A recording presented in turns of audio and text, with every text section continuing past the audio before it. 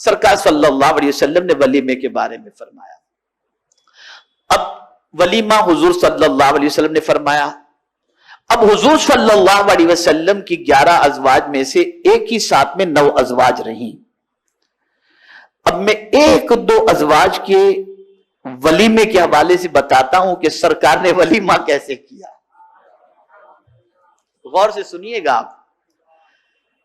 اللہ اکبر اللہ اکبر. بخاری و مسلم نے حضرت انس رضی اللہ تعالی عنہ سے روایت کی, کہتے ہیں کہ رسول اللہ صلی اللہ علیہ وسلم نے جتنا حضرت زینب رضی اللہ تعالی عنہ کے نکاح پر ولیمہ کیا, ایسا ولیمہ ازواج مطہرات میں سے کسی کا نہیں کیا. اور وہ ولیمہ کیا تھا معلوم ہے؟ 1 بکری کا ولیمہ. 1 بکری سے. کس سے؟ اور یہ حضور صلی اللہ علیہ وسلم کا سب سے بڑا ولیمہ تھا. کتنا؟ اب آج میری سراج الفقہا سے اس کے سلسلے میں بات ہوئی کہ یہ ایک اتنا بڑا ولیمہ کرنے کی وجہ کیا ہے. تو حضور سراج الفقہا نے فرمایا کہ جب حضرت زینب سے سرکار کا نکاح ہوا تھا, اس وقت وہاں پر تھوڑا سا لوگوں کے اندر غربت زیادہ تھی, تو سرکار نے سوچا کہ میری خوشی کے موقع پر غریبوں کو خوب کھانا کھلا دیا جائے, اس لیے یہ ولیمہ سرکار نے بڑا فرمایا. اور اس ولیمے میں آنے والوں کی تعداد 300 کے قریب تھی ٹوٹل. کتنی؟ اور 1 بکری سے فرمایا گیا.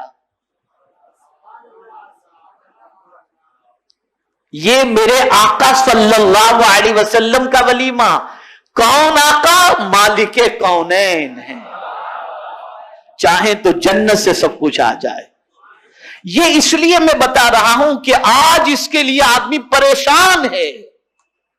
بینک کا قرض, پیسے گرہن پہ جس طریقے سے بھی گہن پہ رکھے, اللہ رحم و کرم فرمائے کہ ایسی حالت ہو چکی ہے جس کی کوئی انتہا نہیں.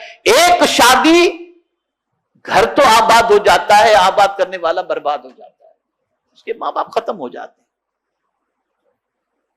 اب یہاں میں کریکشن تھوڑا سا کر دوں. سنت میں سب سے بڑا ولیمہ کم و بیش 300 لوگوں کے 1 بکری سے ثابت ہے. آج ہمارے یہاں 25 آئٹم ہوتی ہے, 70 آئٹم ہوتی ہے, 80 آئٹم ہوتی ہے. یہ کہیں سے بھی سنت سے ثابت ہے نہیں. لیکن اگر کوئی رکھتا ہے تو پہلے یہ سوچے کہ کیا اتنی آئٹم لوگ کھائیں گے یا کھا پائیں گے. میں آگے بتاتا ہوں قرآن کی روشنی میں, آگے بتاتا ہوں اس کے بارے میں. لیکن اگر کوئی شخص مختصر کچھ آئٹم جو لوگ کھا سکتے ہوں اور اس میں وہ زیادہ لوگوں کی دعوت کرتا بھی ہے اور وہ اس کی بساط کے اندر ہے, اس کی کیپیسٹی کے مطابق ہے کہ چلو 1 اسٹارٹر رکھ دیا, اتنے میں اس کی بساط ہے, اسے ٹینشن نہیں ہوگا, فراغ دلی اور خوش دلی سے وہ کر رہا ہے, کر سکتا ہے. لیکن سنت سے جو چیز ثابت ہے وہ 300 کے کم و بیش لوگوں کی دعوت. کوئی ضروری نہیں کہ 5000 آدمیوں کو آپ بلاؤ, کوئی ضروری نہیں. اور یہ سب سے بڑا ولیمہ اپنے حضور صلی اللہ علیہ وسلم کا سماعت فرمایا.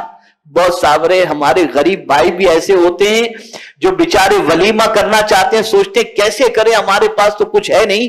اب سنیے رسول اعظم صلی اللہ علیہ وسلم نے ولیمہ کس طریقے سے ایک اور فرمایا. میرے پیارے آقا صلی اللہ تعالی علیہ وسلم کے پیارے دیوانوں, حضرت صفیہ رضی اللہ تعالی عنہ جن سے حضور صلی اللہ علیہ وسلم کا نکاح ہوا, ان کے ولیمے میں کیا تھا جانتے ہیں آپ؟ سرکار نے ان کا ولیمہ کیسے, سرکار نے ولیمہ کس طریقے سے کیا؟ تو فرمایا گیا کہ حضور صلی اللہ علیہ وسلم نے کھجوروں سے اور ستو سے ولیمہ کیا.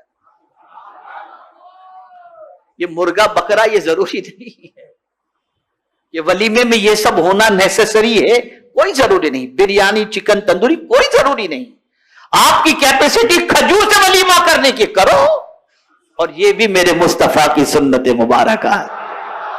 میرے پیارے آقا صلی اللہ تعالی علیہ وسلم کے پیارے دیوانوں, رسول رحمت صلی اللہ علیہ وسلم, یہ بخاری شریف کی حدیث سماعت فرمائیں, صحیح بخاری میں ہے, حضرت انس رضی اللہ تعالیٰ عنہ سے مروی ہے, کہتے ہیں خیبر سے واپسی میں خیبر و مدینہ کے مابین حضرت صفیہ رضی اللہ تعالیٰ عنہ کے زفاف کی وجہ سے 3 راتوں تک حضور صلی اللہ علیہ وسلم نے قیام فرمایا.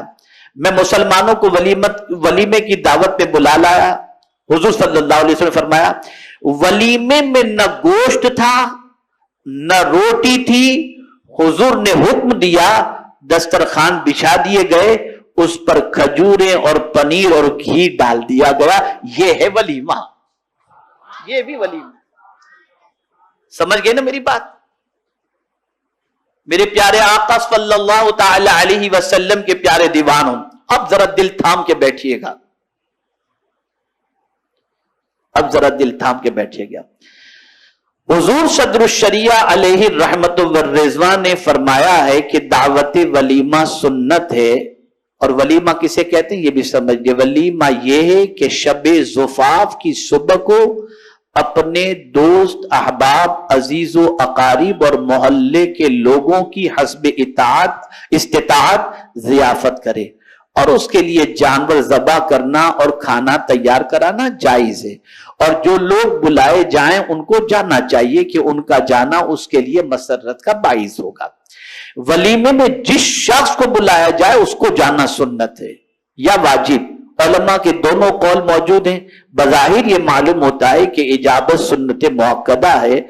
ولیمے کے سوا دوسری دعوتوں میں بھی جانا افضل ہے, اس لیے کہ ایک مومن کا دوسرے مومن پر حق کے اندر حضور صلی اللہ علیہ وسلم نے یہ بھی فرمایا کہ ایک مومن دوسرے مومن کو دعوت دے تو اس کی دعوت قبول کرنا, یہ بھی حضور صلی اللہ علیہ وسلم نے دوسرے مومن کا حق فرمایا.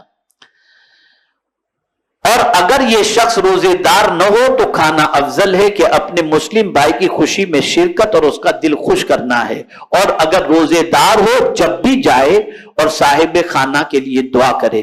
اور ولیمے کے سوا دوسری دعوتوں کا بھی یہی حکم ہے کہ روزہ دار نہ ہو تو کھائے ورنہ اس کے لیے دعا کرے. یہ ہو گیا, سمجھ گئے آپ لوگ سب؟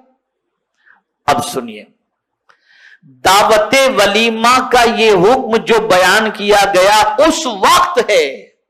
اب سمجھیے گا, یہ جو جانا کب ہے اس کو بھی سمجھ لیں, اور یہ رد المختار سے ہے. یہ اس وقت ہے کہ دعوت کرنے والوں کا مقصود ادائے سنت ہو.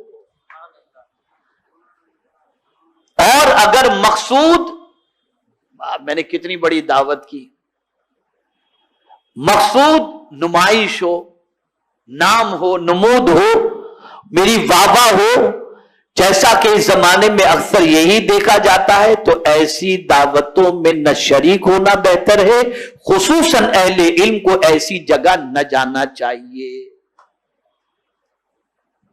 ایسی دعوت جس کے اندر پیسے اڑائے جا رہے ہوں, اور ایسی ولیمے کی دعوت جس کے اندر خلط ملت ہو, ایسی ولیمے کی دعوت جس کے اندر تفاخر ہو, ایسے ولیمے کی دعوت جس کے اندر نمائش ہو, تو فرمایا گیا ایسی دعوت میں نہیں جانا چاہیے.